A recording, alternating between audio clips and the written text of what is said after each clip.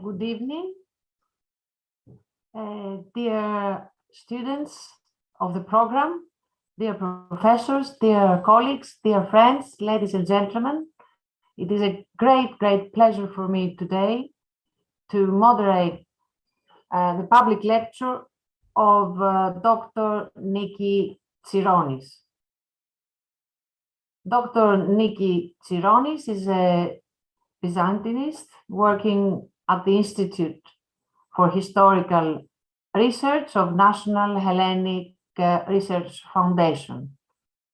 Since 2013, she is an associate in Byzantine Studies at the Center for Hellenic Studies of Harvard University. She is also an adjunct professor of Byzantine Studies at Simon Fraser University, Vancouver. She has initiated and is the academic responsible for the research projects The Virgin Beyond Borders, in collaboration with Simon Fraser University, Performance then in Late Antiquity and Byzantium, in collaboration with the Center of Hellenic Studies of Harvard University, and the book in Byzantium, and Byzantine and post-Byzantine bookbinding. She has published extensively on the cult of the Virgin, Byzantine homiletics, the book in Byzantium, and emotion and the senses. She has also worked for the dissemination of academic knowledge through conferences, seminars, and exhibitions organized by the Cultural Society ENOS. Since 2018, she is president of the board of Marie Blanche Library, founded in Neos Voutsas following the Mati wildfires.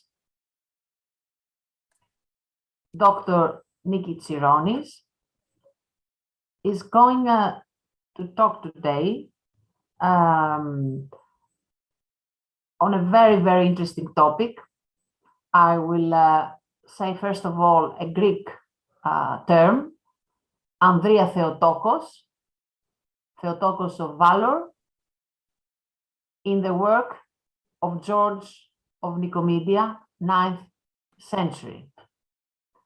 I am sure that Dr. Niki Tsironis is going now to also include something in her presentation, include some sort of an introduction on the very interesting topic of emotions and the senses.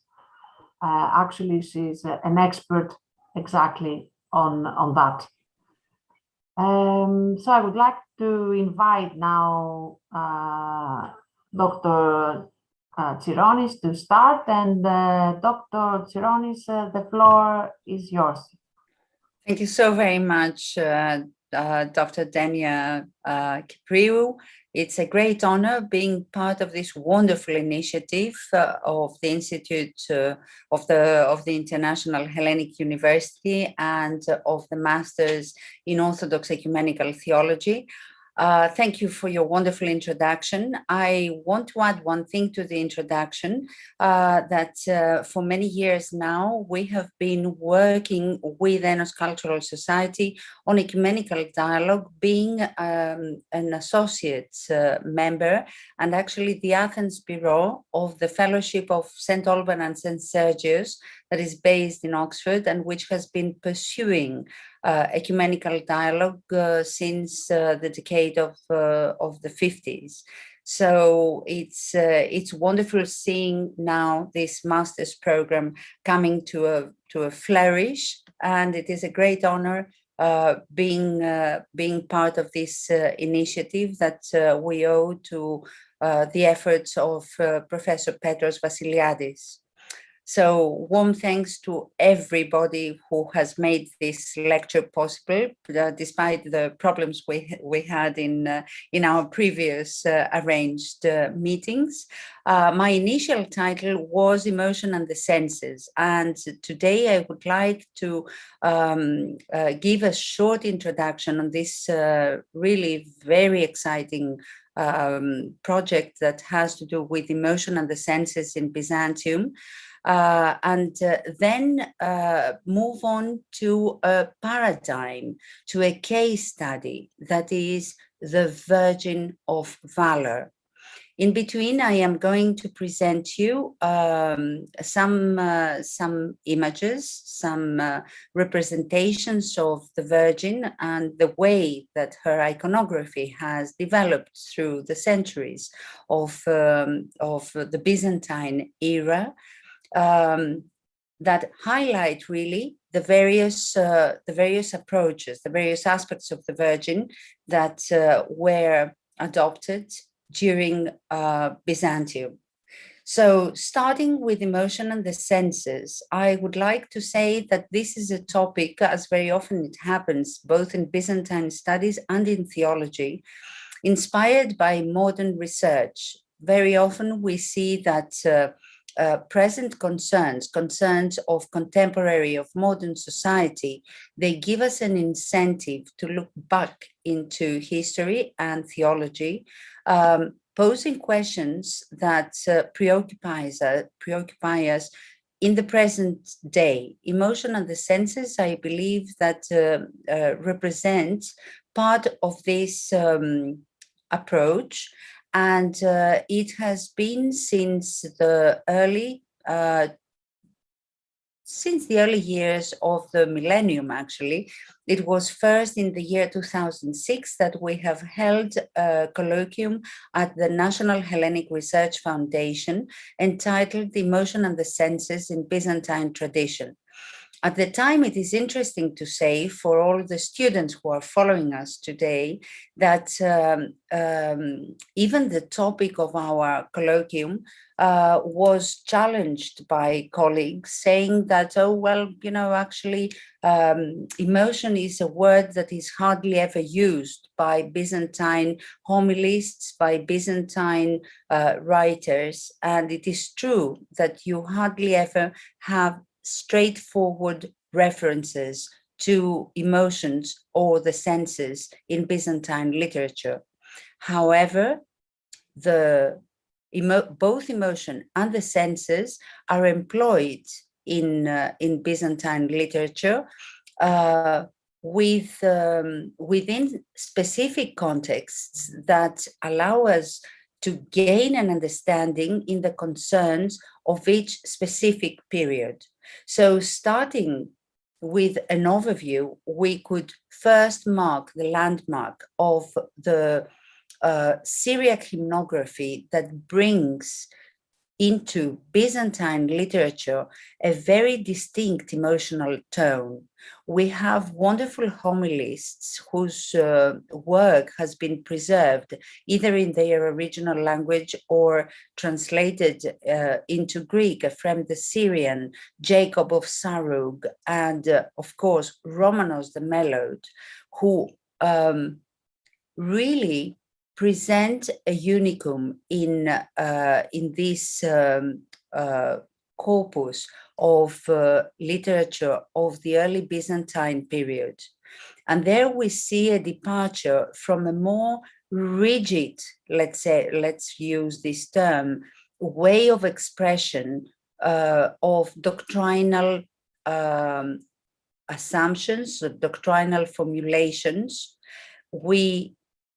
Reading Syriac hymnography, we see that the appeal to emotion and the senses enables us to gain a deeper understanding of the incarnation. And then there is a downfall. I mean, after Romanos the Melode, we suddenly lose this emotional tone characteristic of his work and of the work of Syriac hymnographers, just for a century and a half, until during the iconoclastic controversy in the end of the 8th century and the 9th century, we are able to observe a resurgence. Suddenly, the emotional tone first introduced by Syriac hymnographers is taken over by the homilists of the iconoclastic period.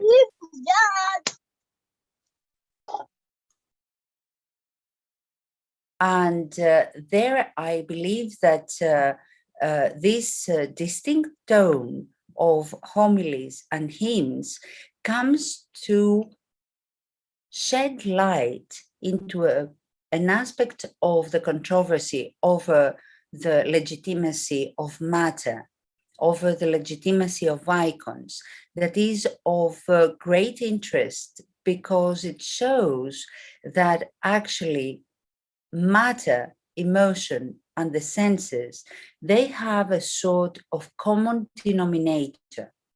And this is the human existence.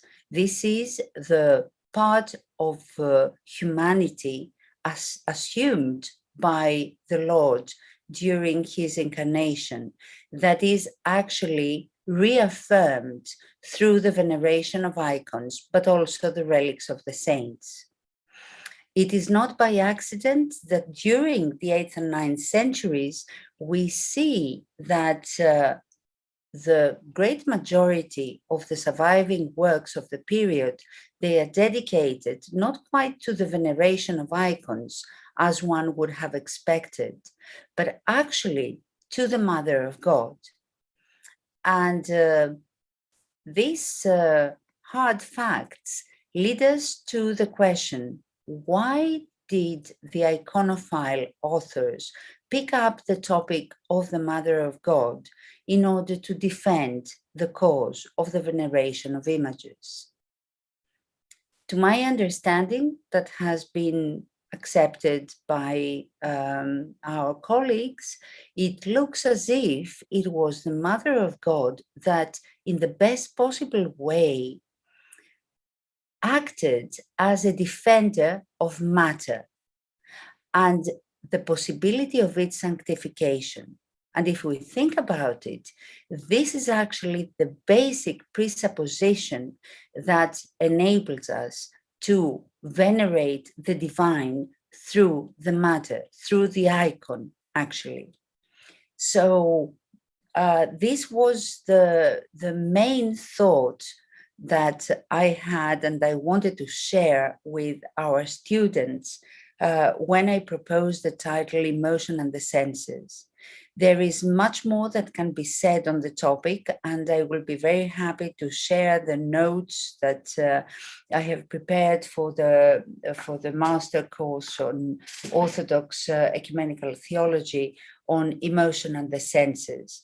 In order not to overwhelm you with lots of sources and material, for today's presentation, I have picked up, first of all, the Mother of God as an emblematic figure that plays a pivotal role in the understanding of matter, and more specifically, a paradigm of the Virgin of Valor. So before I present you my Virgin of Valor, I would like to share with you, and I will try to do that here now. I would like to share with you a PowerPoint presentation that contains some emblematic images of the Mother of God.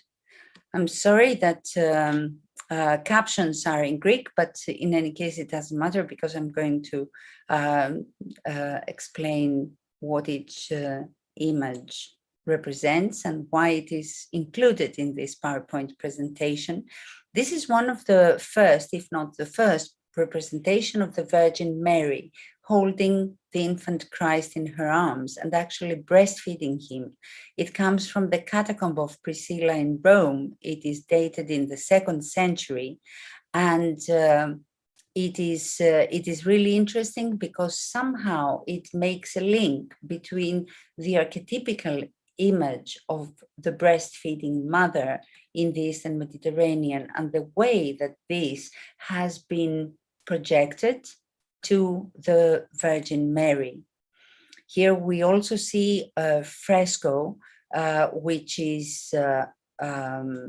was found in the Coptic monastery of the Theotokos and St. John at Wadi Natrun in Egypt. And here again, you can see the Mother of God, first of all, enthroned, which is one of the most characteristic attributes of the Virgin, especially in the early and middle Byzantine period, although it remains characteristic of her iconography in subsequent centuries as well. And here we have from the Cleveland Museum of Art, a Mother of God, once again, it's a tapestry. What we are seeing, the material is a tapestry.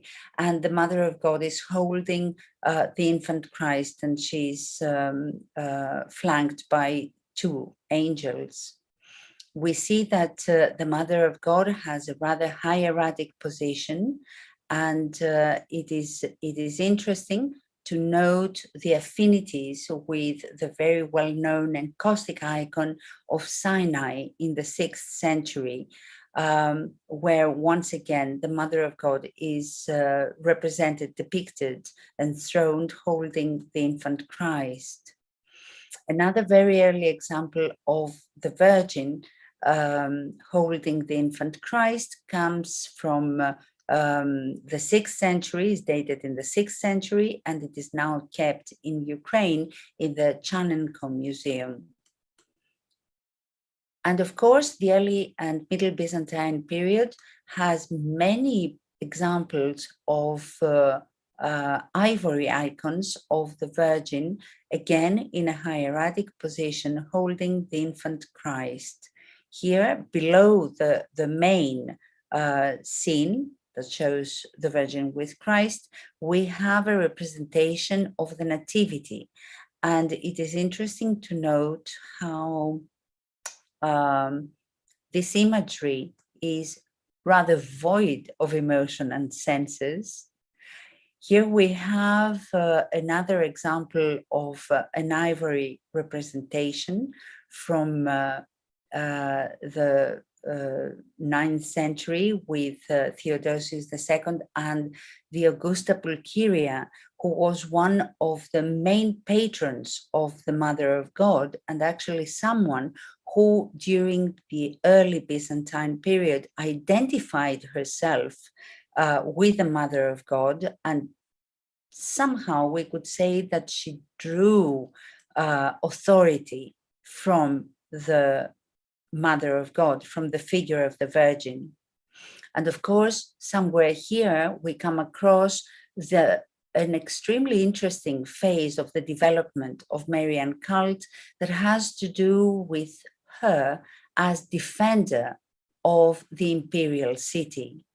In the 6th century, as we know, the Mother of God emerges as the defender of Constantinople, and in a notorious, famous, important article, Averil Cameron speaks about the Mother of God in the 6th century emerging as almost an Athena Pallada, that is, just like Athena was defending Athens, in the same manner, the Mother of God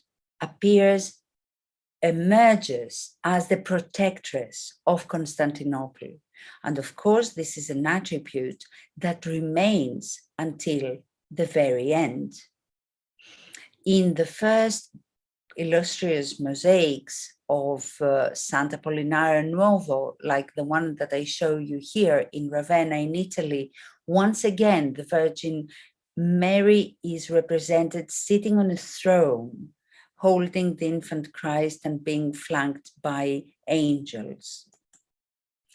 And here, once again, we see an example in ivory of the Nativity, where the Virgin Mary occupies the main scene, the main part of the image, with the infant Christ by her side. And this is a point that I would like us to keep in mind, because you see that although the Virgin Mary represents the absolute embodiment of emotion and the senses, the absolute embodiment of storge, of affection, of maternal affection to the infant Christ, but also to the whole humanity, the iconography draws a barrier. We see the Virgin and the infant Christ by her side, but not really, the Virgin does not embrace him, does not hold him in her arms. We are going to see a bit later the various aspects and explanations of these variants in iconography. Here we have a Mother of God holding the infant Christ from the 10th century. It is kept at the Walters Gallery. And here it is in Greek, but it is just a couple of pages from the Agathist hymn, the hymn that has mostly glorified the Virgin as the Virgin of Valor, the Virgin that is the strategos, the general who is keeping and protecting her city. At the same time, all right, here we have also an icon showing the Virgin protecting the imperial city. Apart from the proemion that was composed in the 7th century, the core of the Agathist hymn, it is held that it was written slightly earlier, and researchers have suggested that it can even be pre-Chalcedonian. We have, in the form of acclamations, we have a long string of greetings where the Mother of God is dressed with a multitude of epithets whose wealth, the richness of these epithets would never stop evolving throughout Christian history. Here we have the remains of the apse mosaic of the Virgin in Panagia Kanakaria, or Lithokomi of Cyprus. And again, we have Mother of God on the throne, and the same thing here from the monastery of St. Luke, 11th century. And of course here, the hora tu achoritu, the place of the uncontainable. And this is from the narthex of Kariye Jami, of the Kora monastery in Constantinople, that has recently been transformed into a mosque. And once again, from Osios Lucas, 11th century, we have the Mother of God standing at the foot of the cross. Important developments for the Marian cult, for the expression of emotion and the senses, the contained sorrow of the Mother of God, witnessing the sacrifice of her Son and her God, as Romanos the Melode would put it in his famous Kontakion on the Holy Friday. And here we have a Russian icon of the 13th century, based on the model of the famous icon of the Blacherna Virgin. It is the Mother of God supplicating God for our salvation. This has been a rather brief, but I hope inspiring sharing of images of the Mother of God as the person who, most than anyone else in Christian theology, transmits and is imbued actually with emotion and evokes the senses.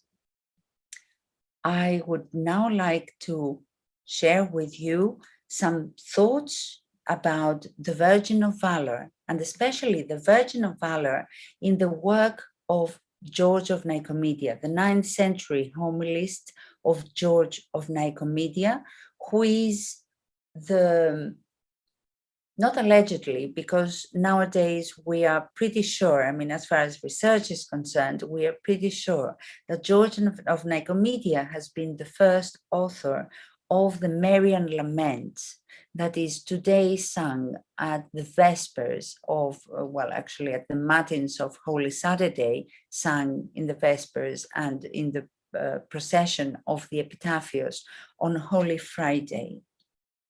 So I would like us to go back to two main ideas. First of all, the Virgin of Tenderness is the prevalent image and the prevalent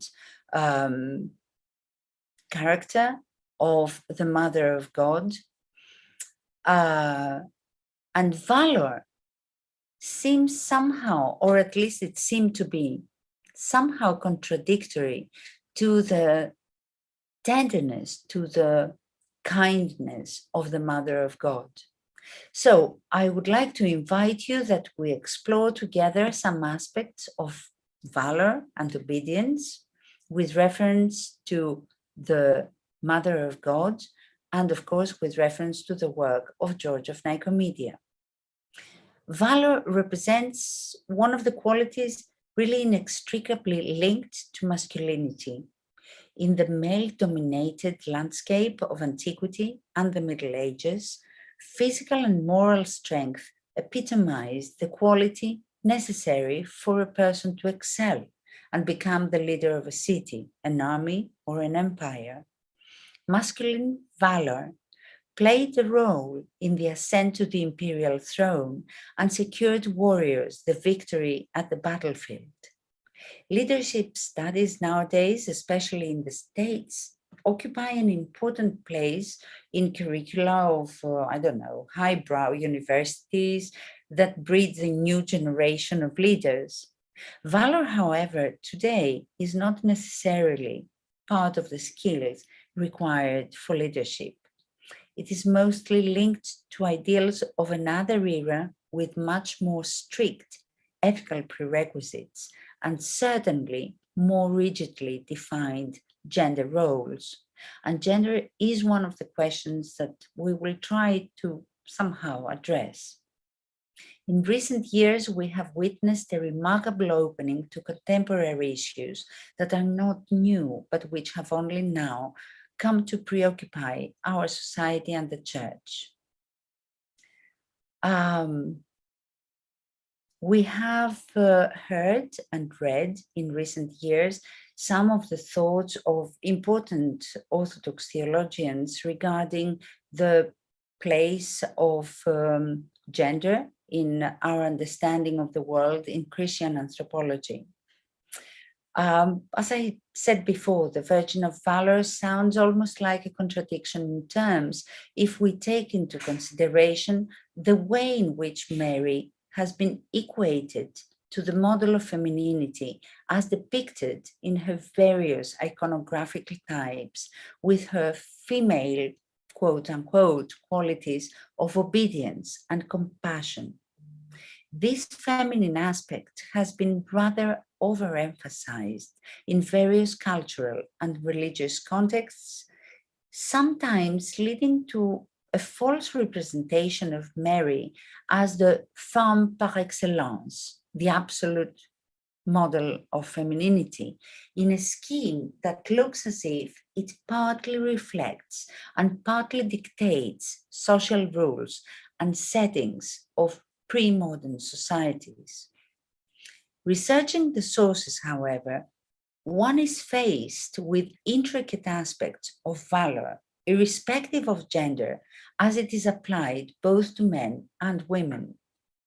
My point of departure in this short presentation has been the distinctly Mariological work of the 9th century homilist and cataphylax of the great church, George of Nikomedia, who is now definitely acknowledged as the author of the earliest surviving, fully fleshed lament of the Virgin. The critical edition of his homily on Good Friday is currently in preparation. I found intriguing the way in which Mary's valor is showcased in George's work, and especially in the context of the lament voiced at the foot of the cross. To paraphrase George of Nikomedia, the more sorrowful the pain in her heart, the greater her valor grew. If we visualize grief voiced by a mourner, we will see a curled body turned inwards. Lament entails recollection of the past, marked by memories of joy and contentment, by life and prospect, acutely contrasted to the experience of loss and the solitude that awaits in a future deprived of the beloved. The grieving Virgin voices a universal lament that extends beyond time and space and encompasses human angst and woe in the face of death. Christ on the cross recapitulates the death of Adam and of all humans ever since. And similarly, the Virgin voices the lament of humanity for the death of the Savior. And all the laments actually uttered in history. In his work, George of Nikomedia unfolds the full spectrum of pain vocabulary through images that motivate the empathy of his audience, appealing to all 5 senses. The eyes that behold, the hearing that perceives the rebuke of the judges, the crowd and the soldiers, the hands that will touch the dead body. The scenery is so vivid that transposes the audience to the place of the Calvary. We would then say that the emotion expressed in lament contains and is based on tenderness, and at the same time transmits a message that is essential regarding the stance of man towards matter and the human created nature with its potentiality, the possibility of deification, and the communion with the transcendental. George's homiletic corpus, imbued with elements of epidictic and judicial rhetoric, as developed by Aristotle, employs the ethos, that means the qualities of a person, the pathos, but also the logos, to reinforce the validity of his narrative. He relies on emotion to transport his audience to the liminal area of the gospel narrative itself, and to delve into the psychic experience that evokes the spiritual self, which lies beyond the biological confines, we would say, and gives rise to the ontological hypostasis of the person. In post-iconoclastic iconography, the Virgin of the Passion is depicted with sad eyes, wounded by the sword that had pierced her heart. At the same time, though, her grief is controlled and her attitude is tempered. Mary at the foot of the cross is a fully human mother, and at the same time, through her role in the plan of salvation, is setting the tone of human attitude towards death. Mary the mourner, with her heart turned to kindling by pain, sends the message of bravery and valor in a way that is more effectual than her image in the second proemium of the Agathist, in which we read, "To you, our leader in battle and defender, O Theotokos, I, your city, delivered from sufferings, ascribe hymns of victory and thanksgiving. Since you are invincible in power, free me from all kind of dangers, that I may cry to you, hail, bride unwedded. A series of personal challenges from the Annunciation to the Crucifixion forced the Virgin to outgrow her natural psychological boundaries.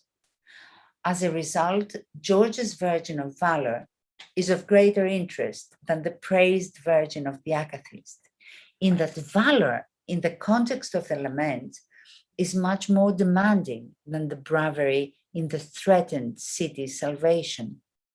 In other words, in psychological terms, a real enemy is much easier to be vanquished than to face the trial of the broadening of inner limits that presuppose the transformation of the deeper self. I would like to share with you aspects of the quest for the person of the Virgin within, but also beyond, societal frameworks and priorities that have resulted to positioning the Virgin almost in the Trinity or on a throne, as we saw, so high that has almost deprived humanity in general and women in particular from their steadfast refuge. The cult of the Virgin from the first Christian centuries to the present day has been as multifaceted as the concerns of the churches and societies which have embraced it. Her strength is infused with qualities that throw light on the spiritual being that lies beyond gender. One of the first attributes highlighted in patristic writings has been her obedience, duly employed in the context of the theological concerns of the early Christian era. That obedience, juxtaposed to the disobedience of Eve, based, of course, on the Pauline notion of Christ as the second Adam, answered the theological concerns of the first centuries, linking the Old with the New Testament, the well-known age of typology. The Virgin as the person within whose body the incarnate Word has been woven, as Proclus of Constantinople in the 5th century puts it, represents the entire human race that provided Christ with a social and psychological framework of his incarnate existence. In the theological anthropology of the late 20th and early 21st century, scholars like Chris Maunder ponder whether Christ was an island, as he says, that is, whether he existed by himself, or if, as a man, his existence was relational and therefore determined by the people around him from his early years to his crucifixion. And among them, foremost, the Mother of God. The Lucan Gospel highlights the active participation of the Virgin in God's salvific plan, the dynamic pondering of the divine words that exclude the role of the vessel within which the Word became flesh. Does really obedience imply submission, and should it be considered a female trait? Moreover, is it related to valor, and in what respect? If valor bears the attribute of manliness in ancient Greek literature, its use in the early sources echoes the imagery of the Psalms, where adversity and war are conceived both in a realistic, but also in a figurative, in a metaphorical sense. In the 30th Psalm, in verse 25, David concludes, I give you some Greek, «Ανδρίζεσθε και κρατεούστο η καρδία ημών, πάντες οι ελπίζοντες επί Κύριον». And now in English, be of good courage, and he shall strengthen your heart, all ye that hope in the Lord. Athanasius the Great relates bravery to the apostles and the martyrs of the early church. And of course, this is a feature that ties in with the athletic imagery of martyrdom accounts. And in the course of time, it actually imbues the iconology of the synaxaria of martyrs of the church. Origen counts valor among the virtues that form the steps of the ladder that lifts human beings to wisdom, along with justice, knowledge, forbearance, philanthropy, prudence, patience, and faith, in conjunction with hope and love. Pistis, συνελπίδη και αγάπη. Faith in conjunction with hope and love. And in his commentary to the Proverbs, he refers to the church as Andrea Gini, that means as a woman of valor that came into being from the side of Christ. You see here the analogy. In the life of Antony, Athanasius the Great counts valor among the virtues that are everlasting and that one can take with oneself to heavens, along with charity and philanthropy, justice, faith in Christ, hospitality, etc. Cyril of Alexandria refers to valor in connection to patience, with which it forms, as he says, a comely pair of virtues befitting the saints. Through these few examples that I gave you, I think that we gain an insight in the use of valor in the early Christian writings. The Aristotelian notion of valor as one of the pivotal virtues of mankind resonates in the examples provided, enriched, however, with Christian ideals reflected in the value system of Byzantine authors. In the 11th century, Psellos offers a nuanced understanding of virtues, including valor, emphasizing the context within which they are developed and exercised. Sophrosini, prudence, phronesis, wisdom, valor, and justice acquire different shades of meaning, depending on whether they are practiced in the political sphere or the ascetic or a theoretical one.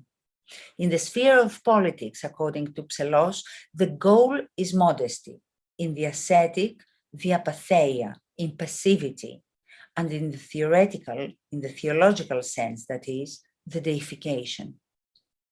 Chrysostom provides us with an interesting reference to the Virgin, typically juxtaposed to Eve, but also placed as a model for the women of his time to imitate. His usually resplendent and dulcet language in the commentary to Psalm 92 reverts to a very austere castigation of Eve as the one who has caused the perishing of the just. He calls all the women who love sagaciousness, Andrie, that is, women of valor. Surprisingly, Chrysostom sees variation among women as among men, as well as among angels. There are the virtuous and there are the wicked. The women who adhere to prudence, sophrosini, they follow the Virgin. They long for Susanna, embrace Sarah, they clasp Rebecca, whereas those who do not have this disposition are equated to Eve and Elida and Jezebel, causing the death of godly people. In his homily to them on the Maccabees, Chrysostom exalts the valor of the mother who witnesses the sacrifice of her offspring, focusing on the wreath of glory they acquire in averting her side from the blood that flows from their pierced sides. She ignores the murderers surrounding them, fixing her eyes on the angels that encircle her children. The description of the motherly pain is reminiscent of that of the Virgin at the foot of the cross. And Chrysostom exalts the defiance of nature in view of a higher spiritual reality. It has been argued that throughout the Christian era, Mary was used by the Church for the propagation and justification of a role model that associates the female sex with attitudes of submission and obedience. Regarding the Virgin as intercessor, the conceptual, chronological, and geographical limits are ill-defined, though it is generally accepted that new impetus was given to Mary as mediator in the iconography of the post-iconoclastic era, and some examples I shared with you before. In the context of Christian literature, though, as early as the time of Romanos, Mary pleads not for the female sex alone, but for the entirety of mankind. And already at the Annunciation, the Virgin represents the entire human person, the καθόλου πρόσωπο, the whole human person, and her consent that opened the way to the incarnation and to the accomplishment of divine economy cannot be reduced to a graceful, passive, feminine response to God's will. As the fathers have demonstrated in homilies, hymns, and treatises, and modern theologians have further argued, at the Annunciation, Mary is circumspect. She doubts, she thinks, judges, she consents to the calling of God on behalf of the whole humanity. Her person is undoubtedly emblematic as she expresses the distress of the fallen human, with all the pain for their condition, the doubt regarding the transcendence of natural law, the longing and the desire to be found reunited with God. When she says yes to the angel, this is a moment of unreserved acceptance. The bravery of her response resounds in many other instances of her life, with her presence at the foot of the cross representing the most significant moment, where the Virgin is called to surpass the limits of human nature and to rise to the spiritual height of her calling. George of Nikomedia, through his rhetoric, conveys the power of the Virgin of Valor, that is at the same time the fully human mother that experiences the pain caused by the loss of her son and God and is called to surpass it. For his part, George urges his audience to share the pain and the grief, but most importantly, to share the bravery of the Virgin in this effort that unites the faithful in the process of attaining the stature of Christ, leading to communion with the Creator. In his performative work, George follows the paradigm of the Virgin, adopting a female perspective while promoting the Mother of God as a model of valor that appears not to be contradictory to the Virgin of Obedience. The point of convergence between obedience and valor is marked by the cross of the incarnate God, and the Virgin standing at its foot. The inner strife that transposes her from the place of the human mother to the mother of the Lord functions as an example of valor that the homilist presents to his congregation, urging the faithful to follow it and to succumb to the limitations of humanity in view of the kingdom of heaven. Obedience and valor converge and appear as the two sides of the same coin, in the same way as the Virgin defender and protectress of the imperial city coincides with the Virgin holding the infant Christ that grew into the type of the Virgin of tenderness in the years that followed the end of the iconoclastic controversy. Thus, the Virgin of Valor allows us a reading of Mary's obedience as a means of opening the way of God and allowing space for the fulfillment of God's calling to men and women and the angels, as Chrysostom put it, to become united to God. Thank you very much for your patience. Thank you very much, Dr. Tsironi, for this wonderful presentation. Actually, I learned so many things today, and you made me think a lot about all these icons I've seen in my life and how I responded to them. And now I have to go back and see them in the light of your presentation. And of course, the fact that you put in the whole, you introduce in this whole discussion emotions and the senses, well, then this makes the whole issue more complex. And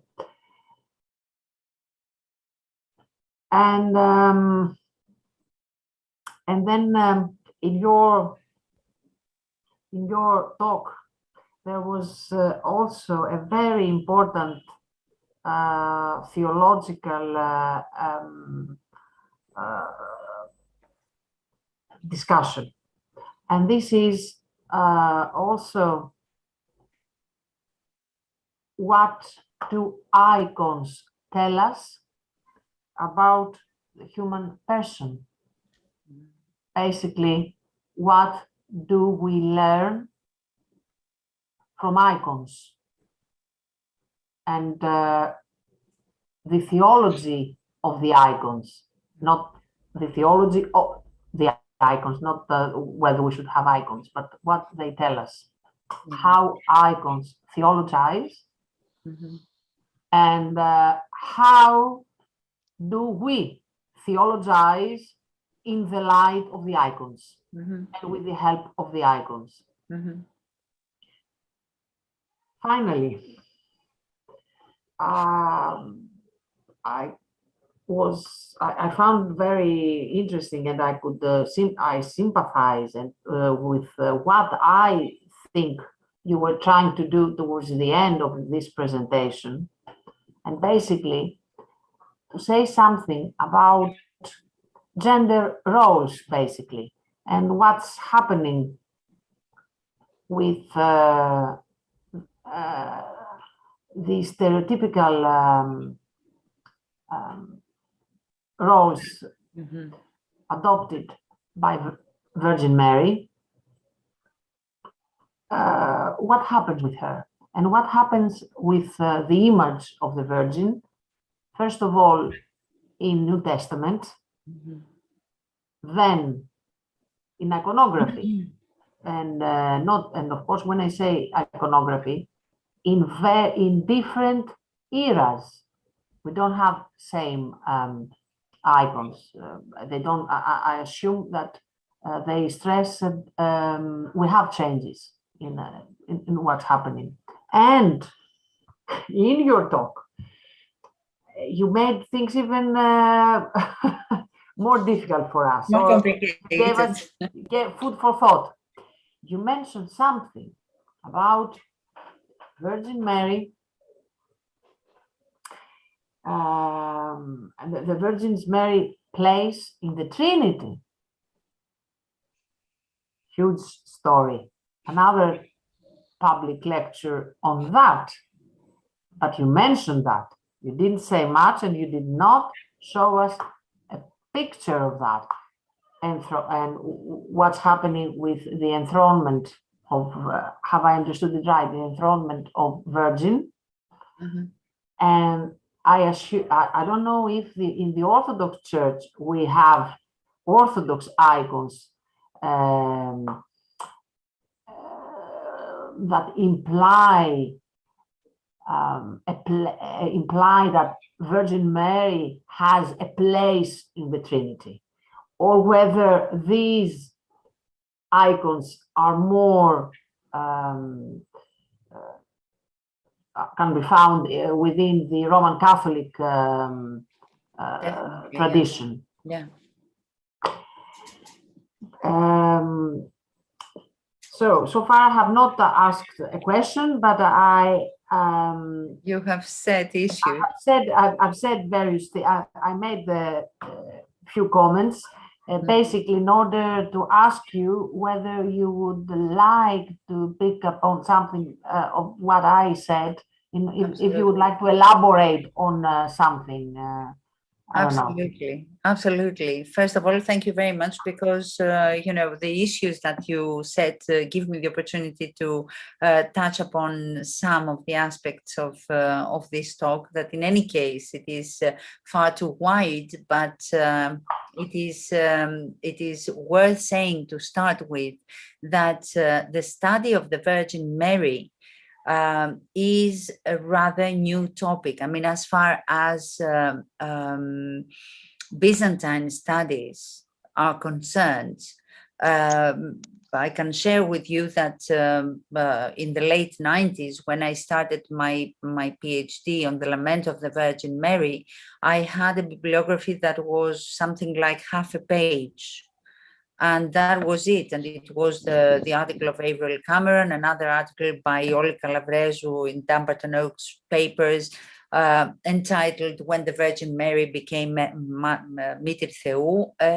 We had many art historical articles studying, but in a rather superficial, not superficial, I'm sorry, let me rephrase, in a very technical way, studying icons of the Mother of God, but without taking into consideration the theological parameters and without setting the iconography of the Virgin into a historical, but also theological context.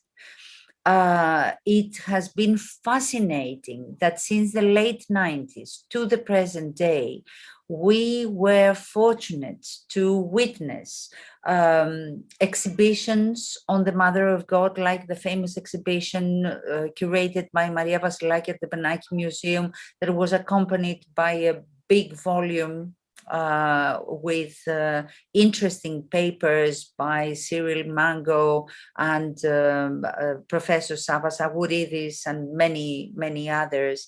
That we had conferences, we have Marian conferences, and that in recent years we have been in a position to set up a project about the Virgin Beyond Borders at the National Hellenic Research Foundation. Now, this is something that I share with a lot of joy with you, because the convergence of the fields of Byzantine studies and Orthodox theology, to me, it is something that is of vital importance. We cannot be doing Byzantine studies without theology, and we cannot be doing theology ignoring the context of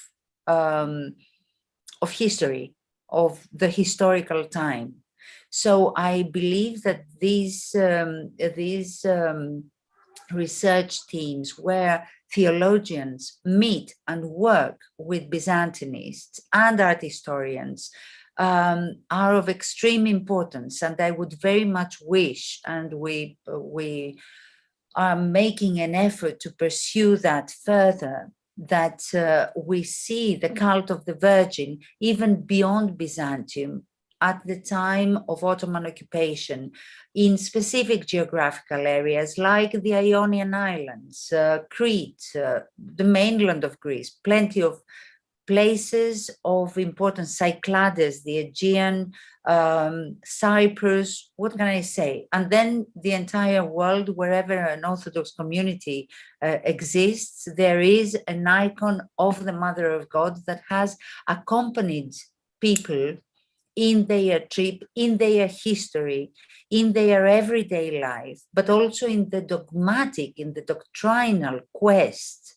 of communities in specific areas and at specific times.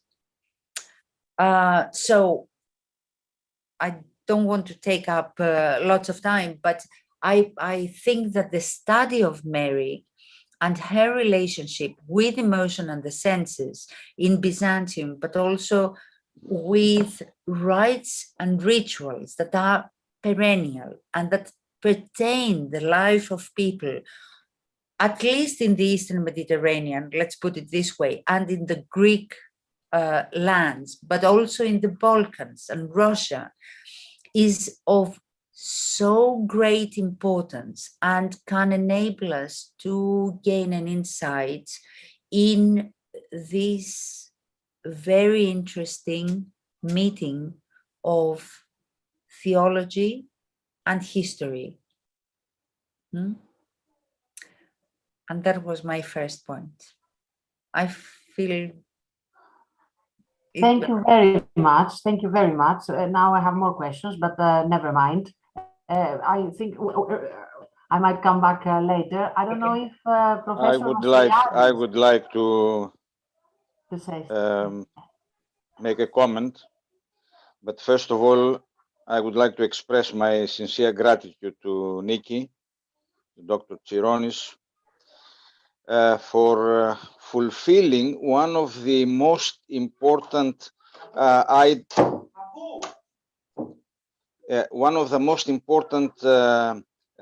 goals of our International Hellenic Universities program in Orthodox Ecumenical Theology.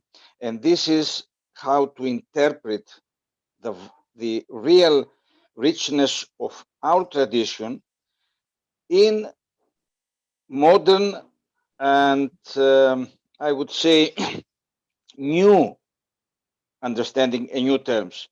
And this is what His Whole Holiness, the Patriarch of Constantinople, has told us that we have to use theology in order to be in connection with the present culture, because this is what the early fathers did. Exactly. So it is not the dialogue we have to do, especially with gender issues, because emotion, embodiment, and the senses, as were used by Dr. Tsironis, brought together what is behind the so-called the surface. And this is why she said, and I would like to underline this, the Mother of God is not only an example of obedience, as it was understood for many, many centuries in the West, but also in the East, but it has also other issues, other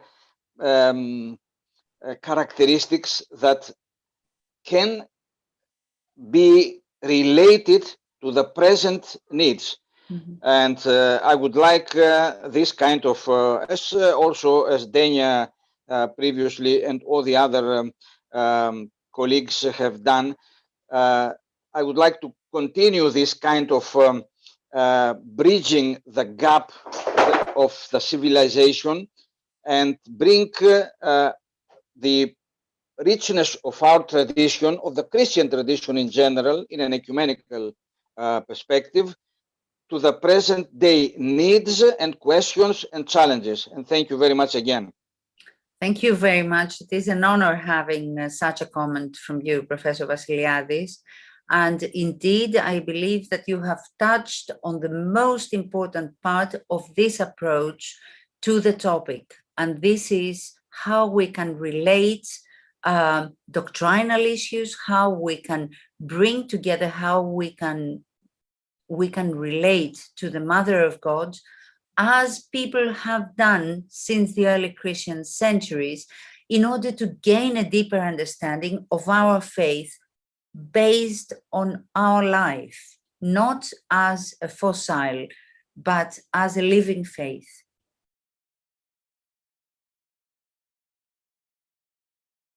So thank you very much. I don't know if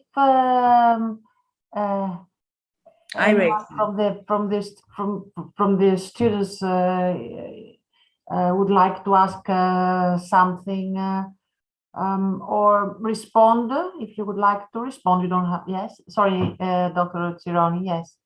Oh, if there are no questions, I would just like to touch upon something that you have raised in your response, for which I thank you very much, Dr. Kypriou, which has to do with the theology of icons and what do icons express.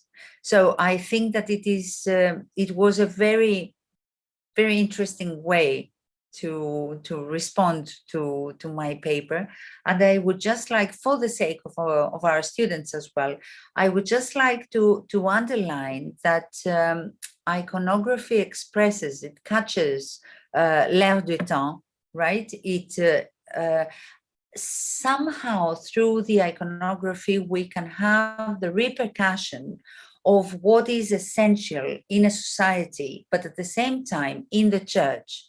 So having this iconography of the enthroned Virgin during the early Christian centuries, I believe that it shows the need of both the society and the church to elevate the humble Virgin of the Gospels that does not occupy more than few lines, and who comes to occupy a little bit more space in the apocryphal literature into a person of importance.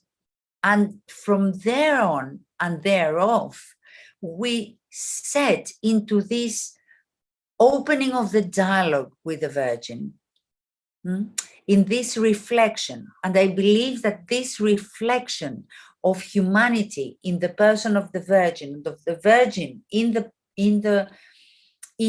humanity, a relationship is established that has been evolving ever since and has been enriched ever since, with history, with doctrine, with doubt, with, between various Christian denominations, as a refusal or as an over-affirmation, like in the Roman Catholic Church, that we have examples where, as you said, Dr. Kypriou, we see the Virgin, really being elevated to the Trinity. But I believe that at least, catching up on my line, but it's been interesting that you have underlined this point. I think that this always a live dialogue between a living faith and a living all-holy Mother of God is something really extraordinary. And one bit that, another remark that I would like to add is that we see that the development of Marian iconography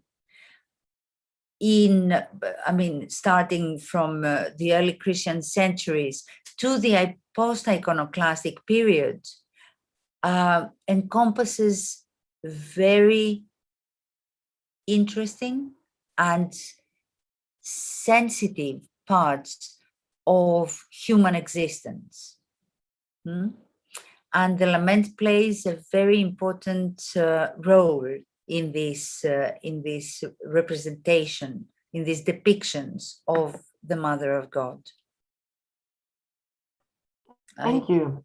Thank you very much. Thank you. Now, again, I will invite the students to make a comment. If there is no question, maybe you can share a thought with your thoughts, some thoughts. Would you like to join in the discussion? In that case, may I take the opportunity to ask you another question?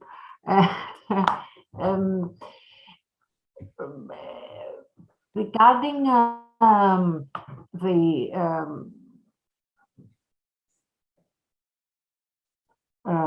the cult of Mary, and I was wondering if Mary was used as a bridge between Christianity ecclesia and the cults that already existed, and not, if you like, upper cults, but if I may use this distinction, more popular cults. And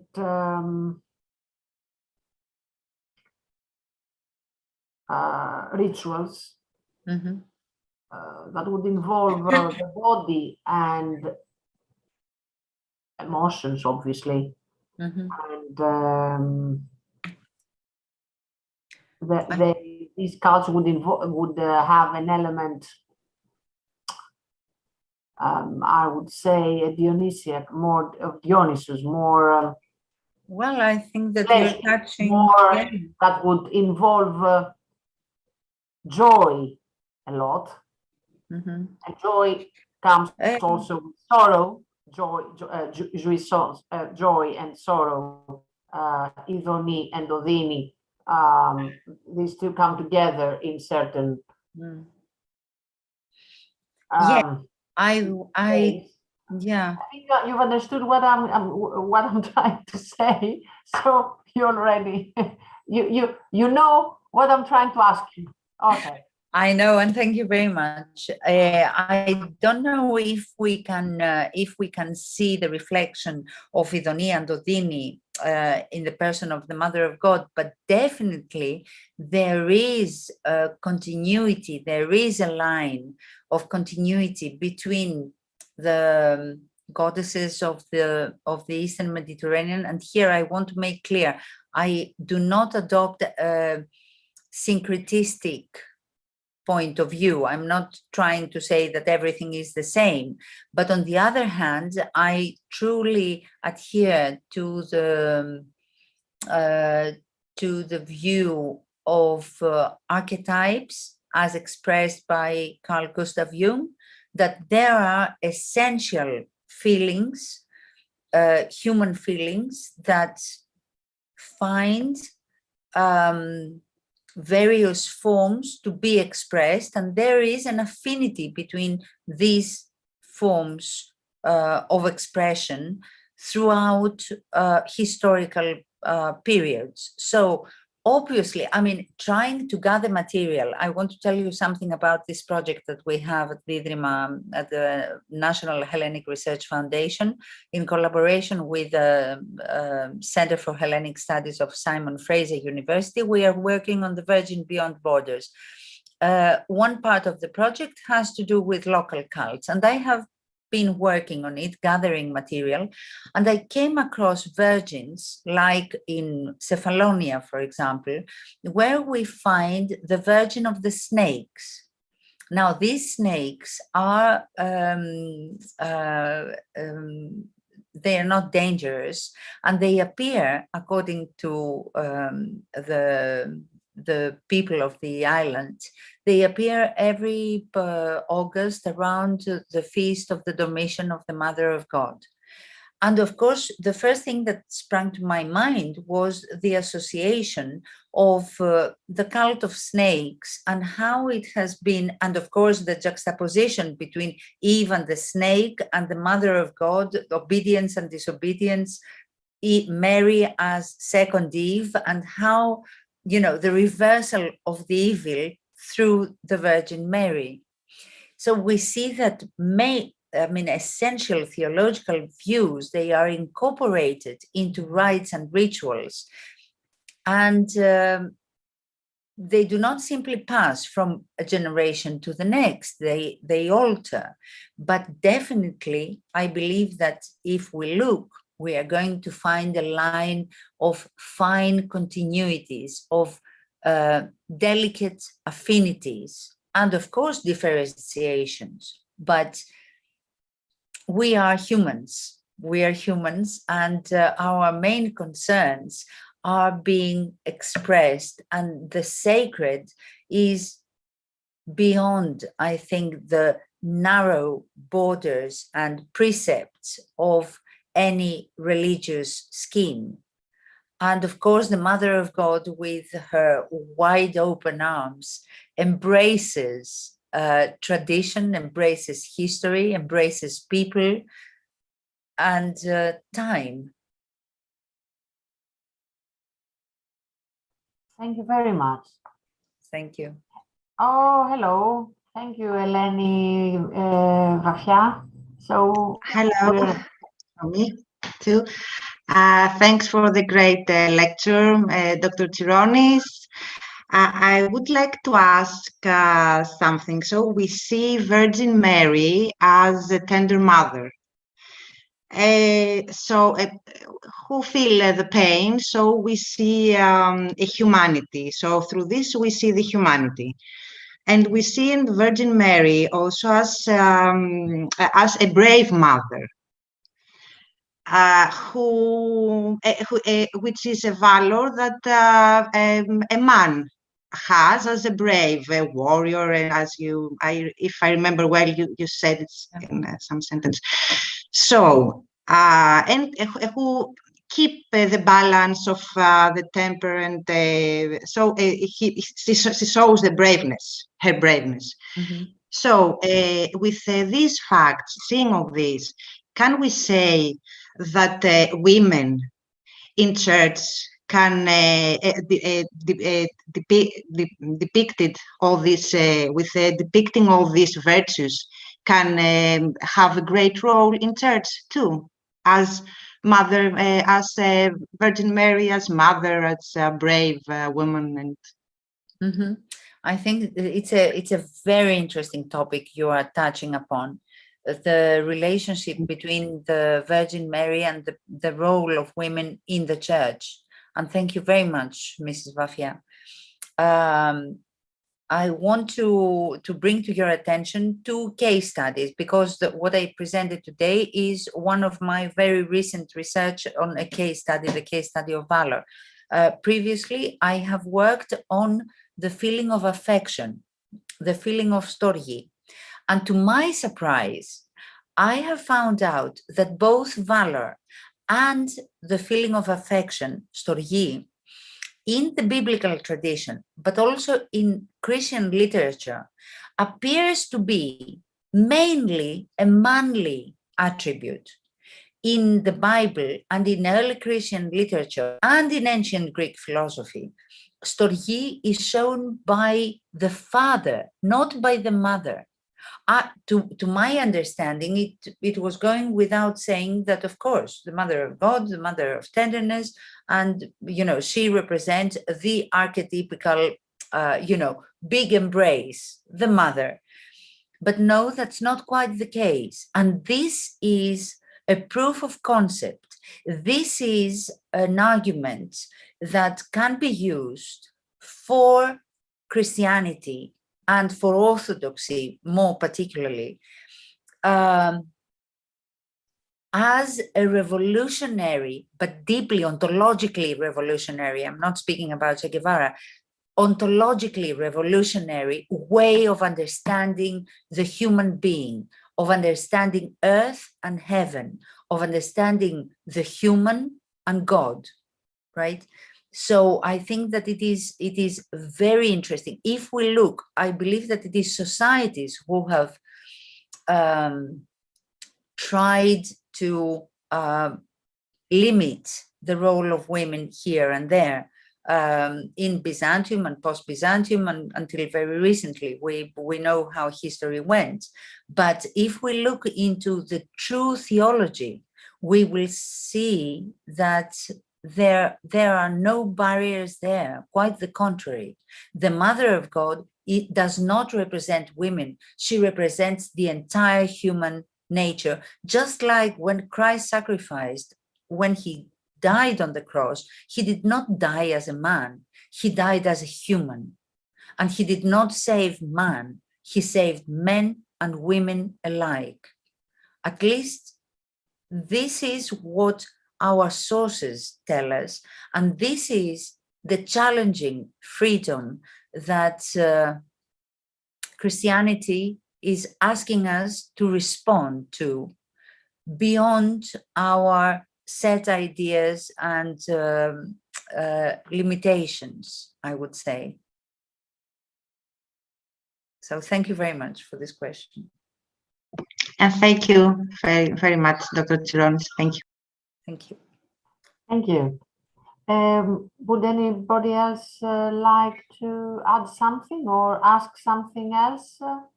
Oh, hello, Lily. Nice to see you. Nice to see you too. Very a wonderful lecture. Thank you very much. And I want to ask a question about the icon. I'm wondering that if there is any difference of national experience in the icons, because when Greeks look at the icons of Byzantine history, they will feel very familiar and very inspiring. But if a Chinese see the Byzantine icons, they may be very puzzled, yeah, by some elements. Mm-hmm. So does the icons need to be localized in other countries? It's very, very interesting, and thank you very much, Lindley, for your question. As you were speaking, I could see where you were heading to, and I was wondering about, my experience from Chinese art, because it's true that art is, it is somehow culture specific. So it contains a symbolic language that one needs to be used to it, needs to be able to decodify it. However, as a child, I was spending my summers in Corfu, and there is the Chinese museum, one of the very few. I doubt that there is another Chinese museum in Greece. And I used to go there and see the exhibits of Chinese art. And although I knew nothing about Chinese culture, I could get the feeling. I didn't know exactly what the persons depicted represented. I didn't know the conceptual framework, but I was able to experience the sacred beyond the decoding, beyond the symbolic code that is being used in art. China and Byzantium have been, I mean, there are wonderful studies nowadays exploring the similarities and so on between these two amazing empires. I don't know how a Chinese is viewing a Byzantine icon, and I hope that we have an opportunity at some point that you tell me how you perceive a Byzantine icon. I believe, however, that the sacred is beyond culture. It is culture specific, but at the same time, when there is, it's the same thing. Okay, let's not confine it to the Chinese Byzantine, but I mean to say, even if you see a work of art executed in Oceania or Africa or whatever, if there is the sense of sacred in a specific work of art, I believe that this will touch your heart. And then this will open a window and you can look further into what it represents, what it means, what it conveys, and so on. In this part of the world, in the Eastern Mediterranean and the Balkans and Russia and so on, you will see that there are variations between the various iconographic types of the Mother of God. but the model is there, you know, the main elements, and this is something very important for Orthodox iconography, that the traits of a specific iconographic type remain in place. They are there because icons, as they were called at the time of iconoclasm for their defense, they are the book of the illiterate. For those who cannot read, they just see an icon, and that's how they receive the message of the gospel, or, you know, whatever, of the biblical story. So I don't know how much I have answered your question, but I would be very much interested in your understanding of Byzantine. May I add something? I don't know. May I say something on that? I found Lin Lee's question very interesting, because the way I understood it is whether there is a link between icons and nationalism, in a way. If we have certain appropriations, ethnic appropriations, uses and misuses of the icons. We call them Byzantine icons because they come from a particular era. When I, as a Greek woman born in Athens in 1973, when I see an icon, a Byzantine icon, I do not see a Byzantine icon. I see an icon that I call Byzantine icon, that I call it Byzantine icon, and basically I call it Orthodox icon, and this Orthodox come, for me, along with Greek Orthodox, because for me, Orthodox means Greek. Orthodox does not mean Chinese. You know, for me. And this is because I grew up in a nation, in a state.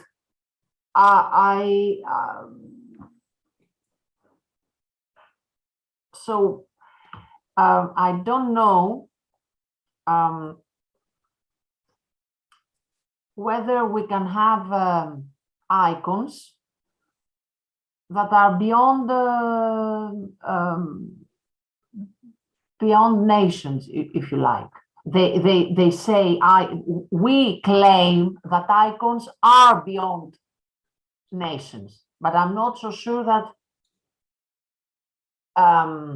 they are. That the way we use icons goes beyond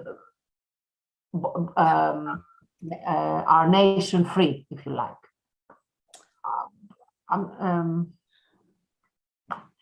And allow me to finish by saying something. I'm not so sure that we are aware of it. Maybe we should be more critical about this. It is not a bad thing to have this element of culture, but it's very important to understand that that we should not venerate our culture, or venerate Greekness, or venerate Byzantine, instead of venerating the saint represented in the icon, if you know what I mean. Sometimes we venerate Byzantium, not God, if you like. Yeah. I don't know if I make sense. Maybe Lin Lee's question was more theological than from a historic perspective. I don't know, Lin Lee, was it a more theological question about icons in general? Was it a theological question, your question more? I don't know. Yes, about the missionary, yeah. Yes, missionary, yes, about missionary, and whether we can, yes, go to China with these icons. with Byzantine icons. And of course, I would say it's very difficult. What is happening actually? Maybe Dr. Tsironi has a different. No, I don't have a different, and I don't know very much about what is happening in mission and how many new iconographies have emerged in missionary communities in the various parts of the world. I have only been in contact with Russian Orthodox, which to me already came as a surprise. Because I left Greece when I was 20 years old, and already encountering a variant of Orthodox iconography with specific traits and characteristics that were not identical to the Byzantine model that I was accustomed to the Greek Orthodox model that I was accustomed to, it really struck me. But it was not difficult for me to relate to Russian iconography. Quite the contrary. I mean, I adored Rublev, and I adored, the icons of this tradition. But I don't know what happens with, cultures and countries that are far beyond that. I don't know if in communities, for example, Orthodox communities in China, there is a Virgin with Chinese characteristics. But if there were, I would happily, hear about it and embrace it as an idea. I don't think although we say that iconography keeps a model, I don't think that it is the characteristics of the face that determine the icon. I don't know how clear was that. Thank you very much. Very clear. So, then would anybody else like to say something else or ask another question? If not, maybe we should leave you, Dr. Tsironi, now a few moments to actually say the last word. And I would just like to thank from the bottom of my heart both Professor Vassiliadis and Denia Kypriou for the wonderful moderation. I would like to express once again my great joy seeing this program, attracting so many nice and hopeful people. And I really wish all the best. And I hope that we will have many more opportunities in the future to exchange ideas and research and questions about this wonderful tradition, Byzantine Orthodox theology, within the context set by the International Hellenic University. Thank you, Dr. Kypriou, thank you very much indeed. Thank you all. Wonderful moderator, wonderful. Thank you. Thank you very much. Thank you, Professor Dimitriadis, for being here with us today. Professor Vassiliadis, you all who attended today's lecture, and we will see you when is, I think, the next. The next one will be on Friday, the last lecture. I also express my gratitude to Dr. Tsironi. With such lecture, we're giving values to the church tradition, and we're giving values to our cultural heritage. And here I would like to say a few things, not actually just one thing, to promote the famous Culture Foundation. But really, sorry for the for the foundation that really impressed me by seeing it. Although I come from a different field, I could never imagine how useful a presentation like today's would be for all theologians. So thank you, Dr. Tsironi, once more. Thank you. Thank you very much. So thank you You're all. very kind. So I hope then we will to see you again on Friday, this coming Friday. So Thank you so much. Thank you all. Thank you all. Thank you all, professors. Bye. bye-bye. Bye-bye.